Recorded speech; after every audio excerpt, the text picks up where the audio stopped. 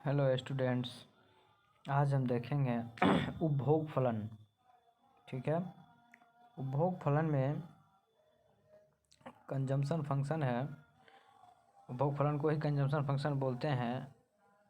इसमें जैसे दिया हुआ है कि जैसा कि केन्स के रोजगार सिद्धांत में स्पष्ट हो चुका है कि संतुलन की दशा में समग्र मांग एवं समग्र पूर्ति एक दूसरे के बराबर होती है। ठीक है,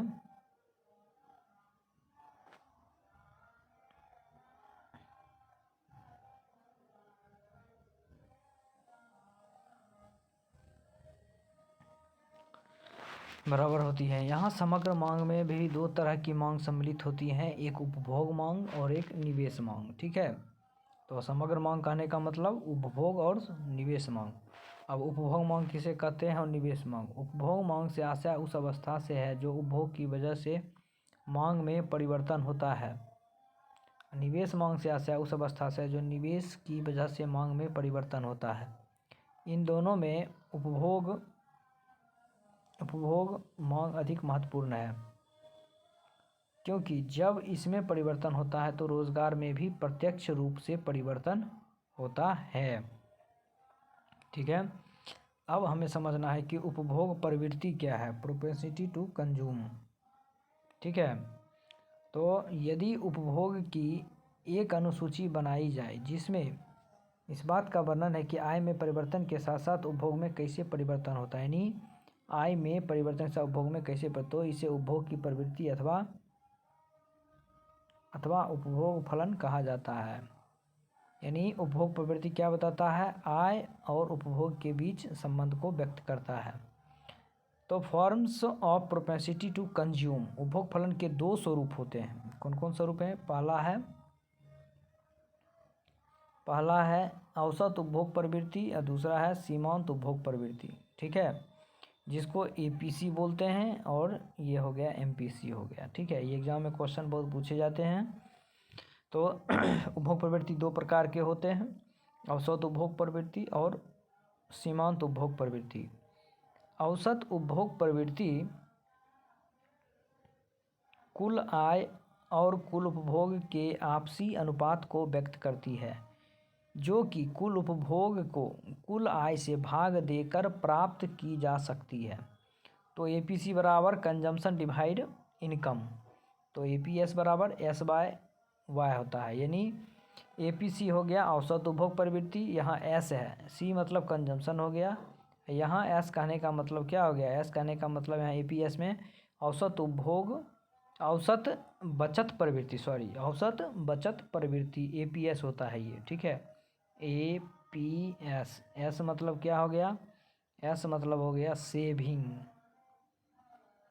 ठीक है, ये क्या हो गया? सेविंग हो गया।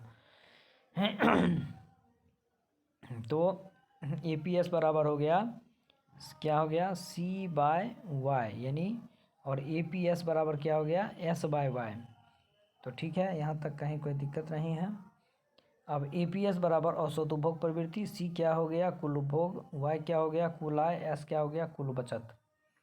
अब सीमांत उपभोग प्रवृत्ति क्या है? सीमांत उपभोग प्रवृत्ति से हमें यह ज्ञात होता है कि आय में वृद्धि का कितना उपभोग पर व्यय होगा और कितना भाग बचा लिया जाएगा। इसे ज्ञात करने के लिए आय में हुई वृद्धि और उपभोग में हुई वृद्धि की तुलना करके अनुपात निकाल लिया जाता है।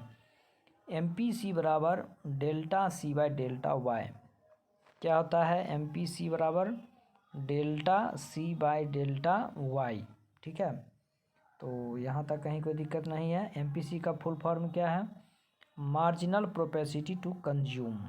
ठीक है, और एपीसी का क्या है? Average propensity to consume. तो यहाँ तक कहीं कोई दिक्कत नहीं है। एमपीसी का मतलब क्या हो गया? सीमांत उपभोग प्रवृत्ति। ठीक है, क्या है? एमपीसी सीमांत उपभोग प्रवृत्ति। डेल्टा सी हो गया कुल उपभोग में वृद्धि और डेल्टा वाई हो गया कुल आय में वृद्धि। डेल्टा मतलब वृद्धि। ठीक है, इस प्रकार कह सकते हैं कि औसत उपभोग प्रवृत्ति तो आय और उपभोग का अनुपात होता है और सीमांत उपभोग प्रवृत्ति आय और उपभोग में हुए परिवर्तन का अनुपात होता है। ठीक है। अब आए नेक्स्ट हमारा है, नेक्स्ट को हम लोग देखें, बारीकी से देखें क्या है। नेक्स्ट में हमारा है मार्जिनल प्रोपेंसिटी टू कंज्यूम, ठीक है, यानी ratio of change in consumption to change in income, delta C delta Y.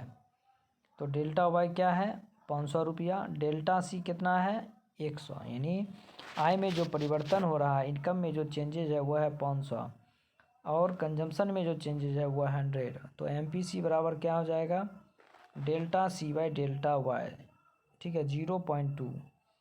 और यहाँ क्या है, यहाँ पर है सी बाई वाई, ठीक है, क्या है सी बाई वाई, यानी इनकम 1200 रुपया है, कंजम्पशन 900 है, तो 0.75 है यहाँ, ठीक है।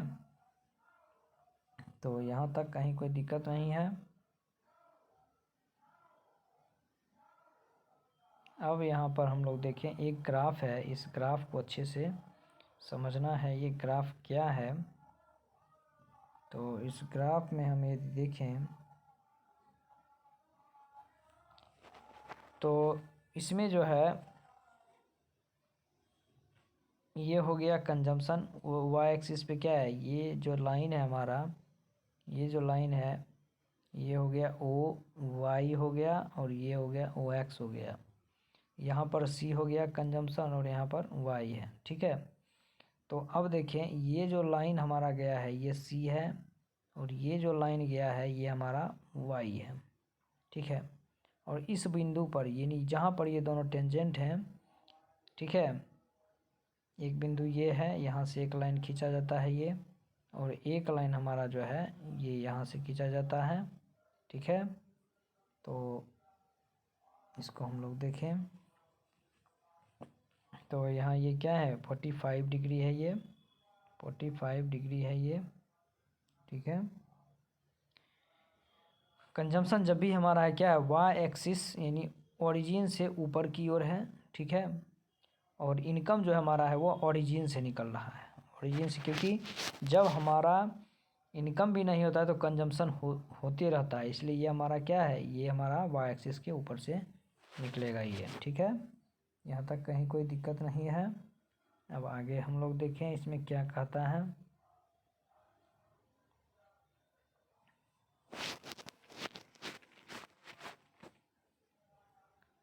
इसमें जो है हमारा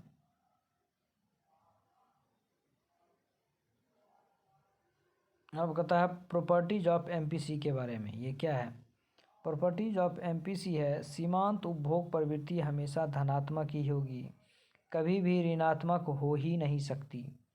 सीमांत उपभोग प्रवृत्ति, पहला तो सीमांत उपभोग प्रवृत्ति 0 से अधिक होती है किंतु हमेशा 1 से कम होती है, ठीक है, यानी 0 से अधिक एमपीसी होगा और 1 से हमेशा कम होगा, ठीक है। यहाँ तक कहीं कोई दिक्कत नहीं है। आय में वृद्धि के साथ साथ सीमांत उपभोग प्रवृत्ति घटती जाती है, सही बात है, क्योंकि जैसे जैसे आय बढ़ती जाएगी हमारी उपभोग करने की प्रवृत्ति क्या होगी, वह घटती चली जाएगी। अब हम देखें यहाँ क्या relation between APC and MPC. APC कुल आय और कुल उपभोग के अनुपात को व्यक्त करता है, ठीक है, जबकि एमपीसी सीमांत आय के परिवर्तन के अनुपात को बताता है, ठीक है। सीमांत उपभोग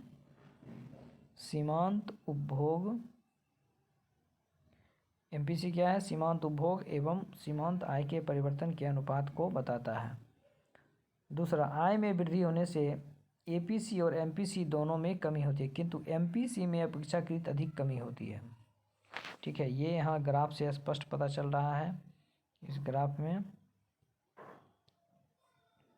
यदि एमपीसी समान हो तो एपीसी और एमपीसी दोनों एक दूसरे के बराबर होंगे, ठीक है, यहाँ तक कहीं कोई दिक्कत नहीं है। अब उपभोग प्रवृत्ति के निर्धारक तो factor determining propensity to consume, दो हैं, एक सब्जेक्टिव फैक्टर है और एक ऑब्जेक्टिव फैक्टर है, ठीक है। तो ऑब्जेक्टिव फैक्टर में क्या है, डिस्ट्रीब्यूशन ऑफ इनकम है, ठीक है, उसके बाद फिस्कल पॉलिसी है, उसके बाद change of the interest rate है, ठीक है। और ये हो गया मैक्रो इकोनॉमिक्स के कंजम्पशन फंक्शन के अंतर्गत का ये टॉपिक है, जिसमें हम लोग क्या क्या देखे, इसमें हम लोग देखे कि उपभोग प्रवृत्ति क्या है, ठीक है, प्रोपेंसिटी टू कंज्यूम क्या है, उसके बाद इसके जो टाइप हैं एपीसी और एमपीसी, इसको हम लोग देखें, ठीक है। नेक्स्ट वीडियो में हम लोग इसे ग्राफ में देखेंगे, ठीक है। क्या देखेंगे, नेक्स्ट वीडियो में हम लोग देखेंगे psychological law of psychological law of consumption, ठीक है। कंजम्पशन के बारे में देखेंगे, ये किन्स का ही है, किसका है, ये किन्स का है, KEYNES किन्स का है, ठीक है। यहाँ तक कहीं कोई दिक्कत नहीं है, ठीक है। आप लोग इस वीडियो को बारीकी से देखें। नेक्स्ट हम लोग नेक्स्ट वीडियो में मिलेंगे। धन्यवाद।